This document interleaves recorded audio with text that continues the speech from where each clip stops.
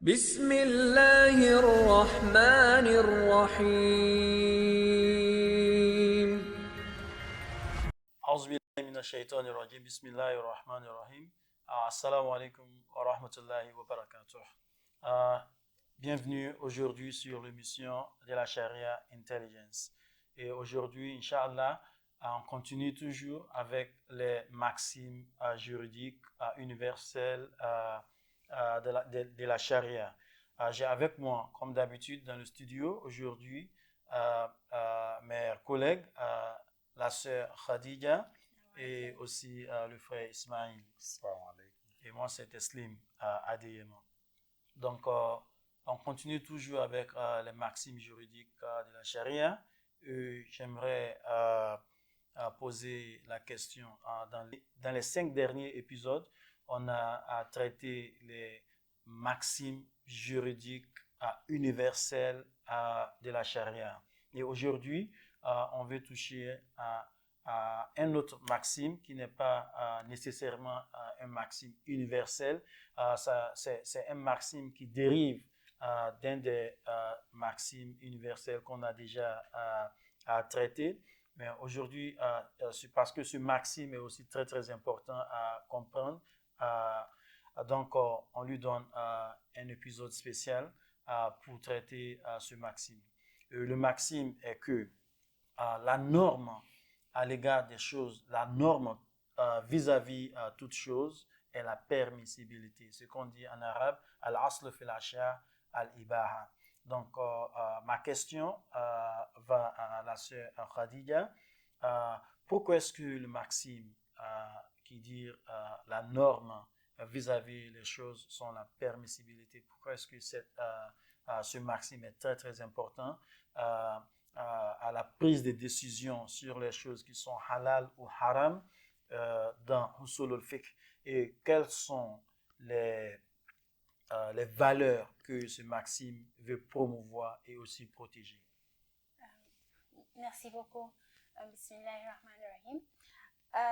D'abord, l'importance de ce maxime, c'est que chaque fois qu'une nouvelle situation arrive dans la société, la première chose qu'on demande, c'est est-ce que ceci est permis dans l'islam?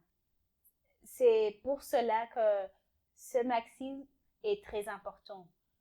Toutes les choses sont permises dans l'islam, sauf quand il y a quelque chose qui nous donne une évidence concrète. Et alors, ça nous décourage de simplement voir quelque chose et dire haram. Parce que le défaut des choses sont toujours halal. Avant de dire quelque chose est haram, on a besoin d'une preuve catégorique concrète.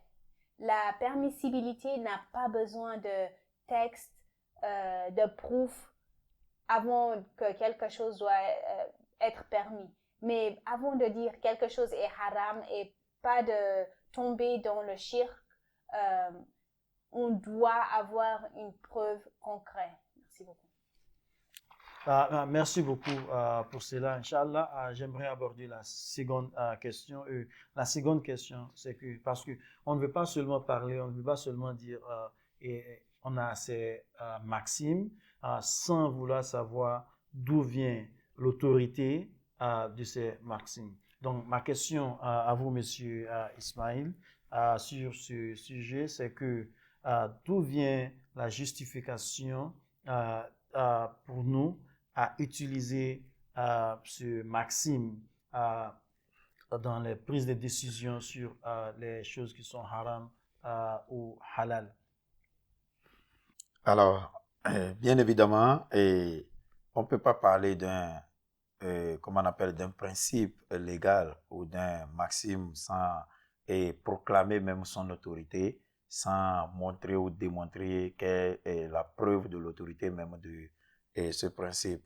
La preuve de l'autorité du principe du maxime de la permissibilité se remarque dans le Coran. Donc, et même dans le Coran, on peut voir ce principe de la permissibilité. Et j'évoque l'histoire de de Adam et Ève et dans l'histoire de la Genèse où ils vivaient dans le paradis, où tout ce qui était dedans et tout était beau et tout était permis et tout ce qui était là leur appartenait. Donc on pouvait voir déjà à partir de là, ce principe même de la permissibilité avait commencé déjà dès le début de l'histoire de la Genèse. Alors, et on le retrouve ici dans le Coran, à la page 2, verset 35.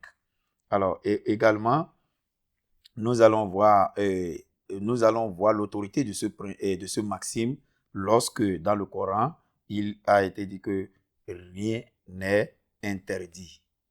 Rien n'est interdit sauf, ça veut dire que rien n'est interdit sauf ce qui a été condamné ou ce qui a été interdit par le Coran et la Sunna du prophète sallallahu alayhi wa sallam. Et Coran chapitre 6 verset 145.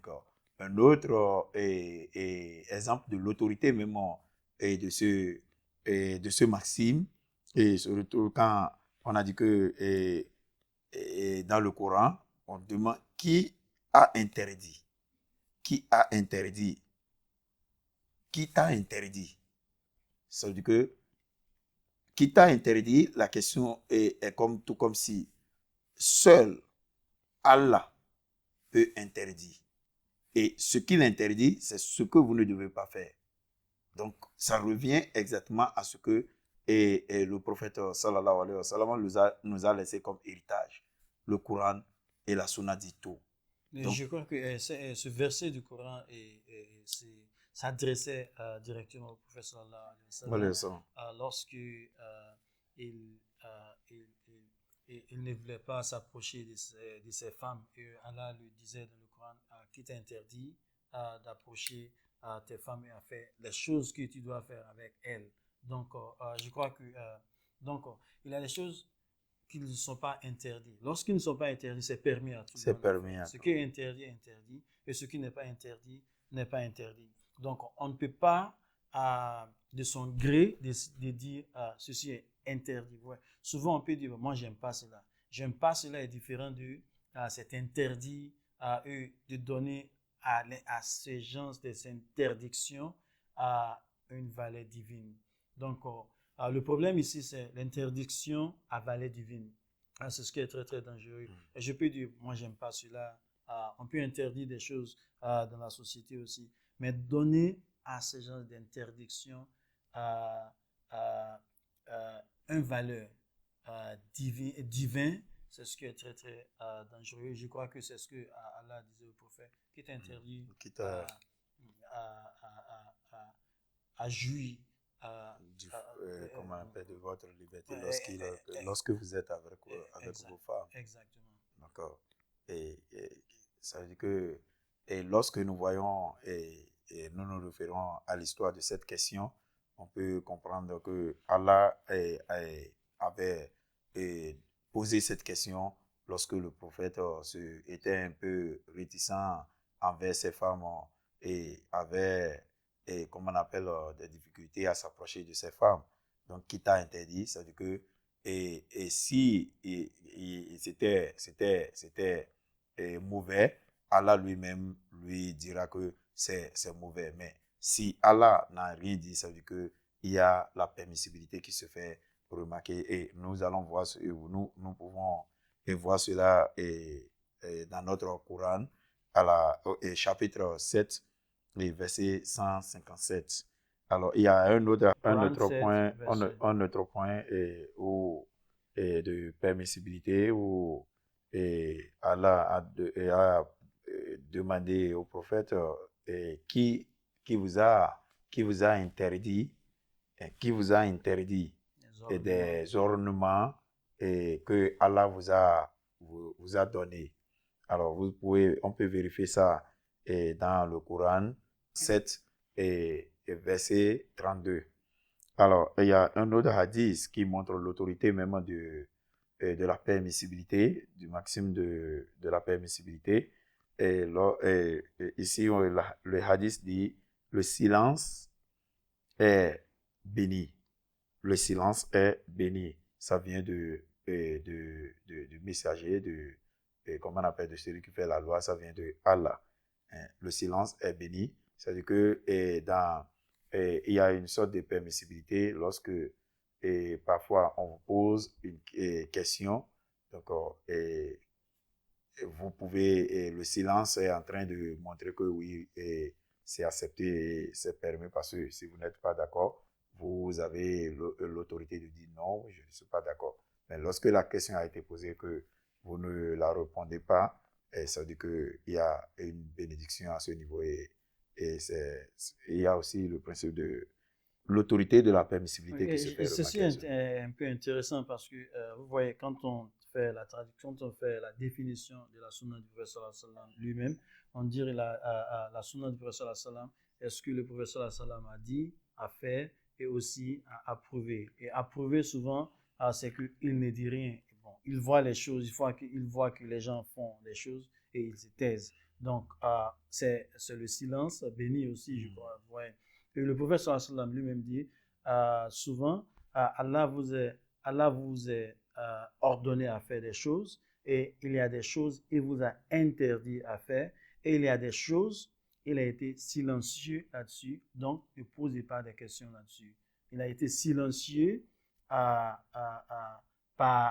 compassion. Donc, ne cherchez pas à poser des questions, à commencer à poser des questions là-dessus. Parce que c'est avec compassion, c'est avec sa bénédiction qu'il ne vous a pas ni interdit, ni ordonné à faire ces choses-là. Donc souvent, je crois que ceci est intéressant à savoir aussi. Donc, si on veut continuer, je voulais rapidement aller sur, comment on appelle, les limites, là où ce principe, ce maxime est aussi limité. Alors, les limites de ce principe, de ce maxime de permissibilité, et se fait remarquer lorsque, ici, nous allons voir dans notre premier point, et l'existence d'une différence entre, comment on appelle, le fait d'appliquer ce principe dans les pratiques rituelles de l'islam. Donc, il y a deux camps qui se... Et ça crée une sorte de différence entre les spécialistes, les savants et les érudits, d'autres disent oui, il faut faire ceci, d'autres disent non, et que ce n'est pas permis, même si c'est permis. D'autres disent que c'est permis, d'autres disent que ce n'est pas permis. Il y a une limite qui se fait remarquer là. Quand il s'agit des questions de relations sexuelles, il y a aussi une différence d'opinion qui naît là parce que d'autres disent que c'est vrai que Allah a dit que votre femme est comme votre champ, vous pouvez pénétrer votre champ à n'importe quel moment et n'importe comment vous voulez, mais d'autres disent que non, oui, et même si c'est dit, ce n'est pas permis d'aller au-delà, ouais. D'autres disent que c'est permis, vous êtes libre. Donc, c'est à cela que je peux dire que ce principe a en quelque sorte des limites parce que même si tout est permis, il faut, et ça crée en quelque sorte des situations de différence entre comment on appelle les érudits, ceux que nous prenons comme étant des savants dans le domaine de l'islam. Merci beaucoup. Et je crois que la permissibilité aussi que parle ce Maxime base toujours sur les instances des choses qui ne sont pas qui ne sont pas dans le Coran et dans la Sunna du prophète sallallahu alayhi wa sallam. Et aussi on utilise aussi surtout entre les relations, dans les relations entre les êtres humains, dans les interactions quotidiennes entre les hommes. Donc, par exemple, est-ce que c'est possible, au lieu de demander est-ce que je peux porter ces genres d'habits, c'est permis, vous voyez. À moins, les seuls vêtements qui sont interdits, ce sont ceux que le prophète sallallahu alayhi wa sallam a interdits. Parce qu'il a dit ça catégoriquement que ne portez pas les habits qui vous sert et qui montrent votre exactement votre partie et en tant que votre physique. Donc ça on sait que c'est clair. À part cela, n'importe quel autre vêtement que vous voulez porter là, à moins que ça cause des problèmes dans la société, donc on peut dire non, cela n'est pas permis de porter aussi. Donc merci beaucoup pour cela et je reviens à la sœur Khadija. Est-ce que vous pouvez nous donner des exemples de la séquence, de l'étape, étape par étape? Comment est-ce qu'on utilise ce maxime dans le cadre de halal et haram? Merci beaucoup. D'abord, la première étape, c'est de savoir quel genre de choses nous parlons. Est-ce que c'est une chose qui vient dans notre vie quotidienne, mu'amalat, ou ça tombe dans la catégorie de nos activités rituelles, ibadah? Si c'est dans notre vie quotidienne, oui, nous pouvons aller à l'étape seconde.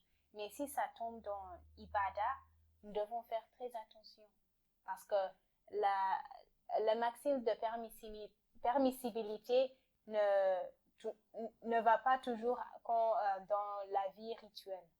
Parce que les choses rituelles sont déjà concrètes, établies dans l'islam. D'accord, c'est dans le mu'amala, nous allons aux deuxième étape. La deuxième étape, c'est que toutes les choses qui vont dans notre vie, toutes les choses qu'on trouve dans notre vie quotidienne, mu'amalat, nous utilisons istirsab, c'est la présomption de continuité.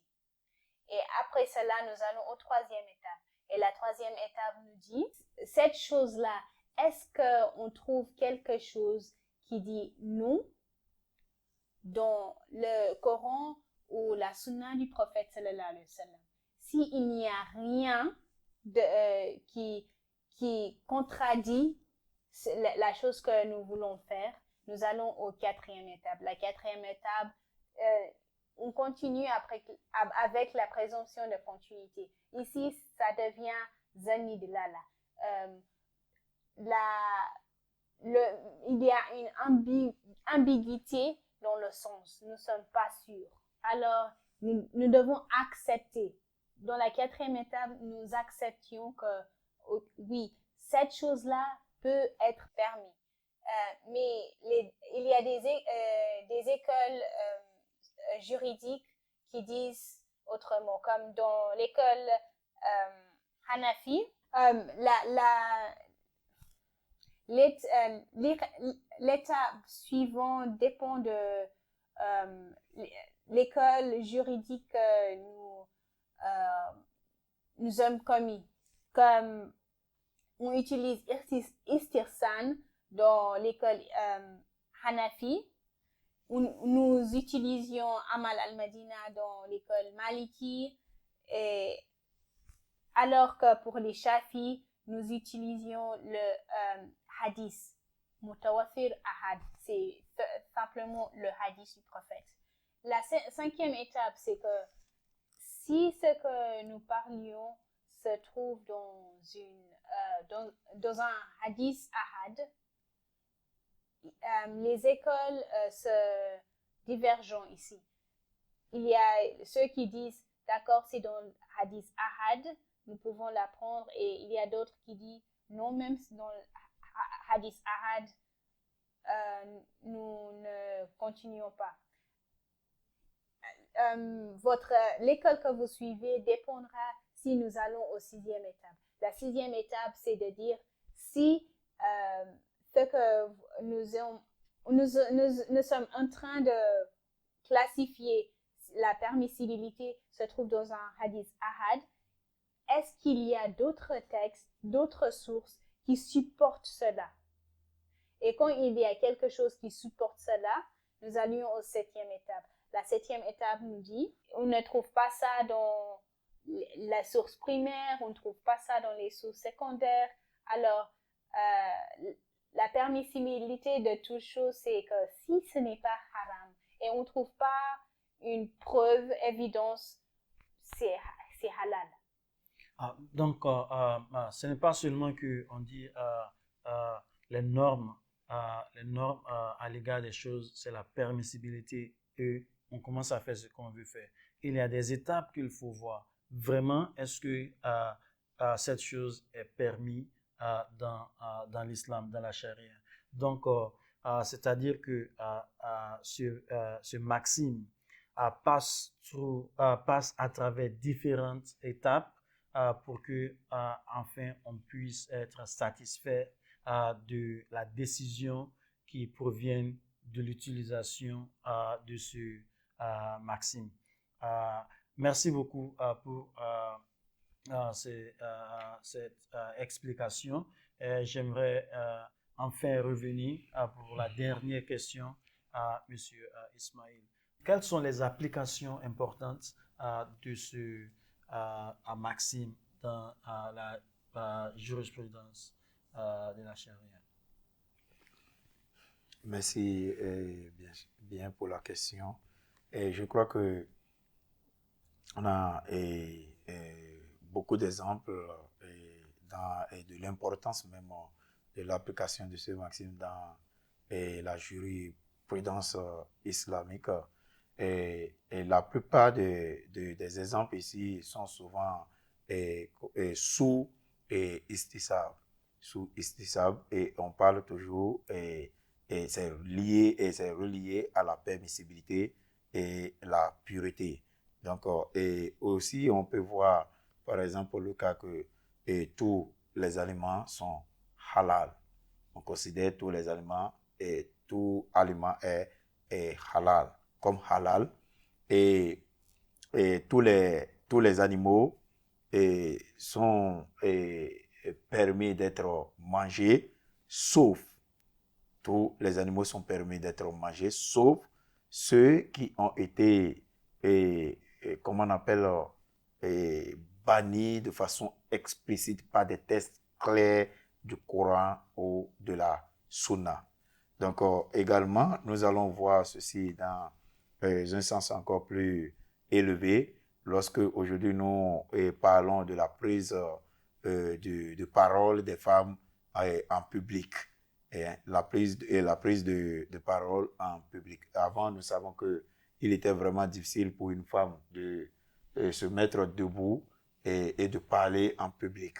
Donc, il y a cette question de permissibilité, en quelque sorte, a une grande importance dans la jurisprudence islamique, parce qu'aujourd'hui, on voit des femmes dans des postes politiques, on les voit dans tenir la parole. Ils sont libres.